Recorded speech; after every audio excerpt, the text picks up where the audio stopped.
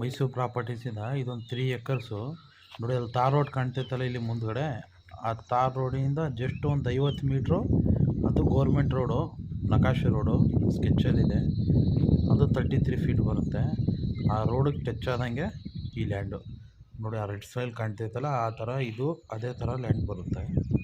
Continue ಆಗುತ್ತೆ ರೋಡದು ನೋಡಿ. ಪೂರ್ತಿ ಇದು ಬೌಂಡ್ರಿ ಇದು ಹಿಲ್ ಅಟ್ಯಾಚ್ ಬರುತ್ತೆ, ಬೆಟ್ಟ ಅಟ್ಯಾಚ್ ಬರುತ್ತೆ. ಇದು ತುಂಬಾ ಚೆನ್ನಾಗಿದೆ, ಒಳ್ಳೆ ನೇಚರು ಮತ್ತು ಫಾರ್ಮ್ ಹೌಸ್ ಮಾಡ್ಕೊಳ್ಳೋರಿಗೆ ತುಂಬಾ ಚೆನ್ನಾಗಿದೆ. ಒಂದು ಒಳ್ಳೆ ಮನೆ ಕಟ್ಕೊಂಡು ಎಲ್ಲ ಗಿಡಗಳು ಹಾಕ್ಬಿಟ್ರೆ ತುಂಬಾ ಚೆನ್ನಾಗಿದೆ. ಮತ್ತು ಸ್ಕ್ವೇರ್ ಆಗಿದೆ, ಒಂದೇ ಥರ ಇದೆ ಪೂರ್ತಿ ಲ್ಯಾಂಡ್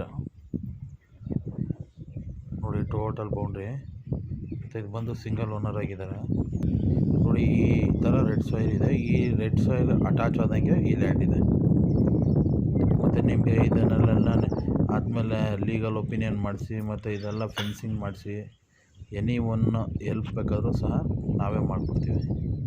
ಕಂಪ್ಲೀಟಾಗಿ ಎಲ್ಲ ರೆಡಿ ಮಾಡ್ಬೇಕಾದ್ರೆ ಕೊಡ್ತೀವಿ. ಮತ್ತು ಡಾಕ್ಯುಮೆಂಟು ಎಲ್ಲ ಲೀಗಲಾಗಿದೆ, ಯಾವುದೇ ರೀತಿ ತೊಂದರೆ ಇಲ್ಲ.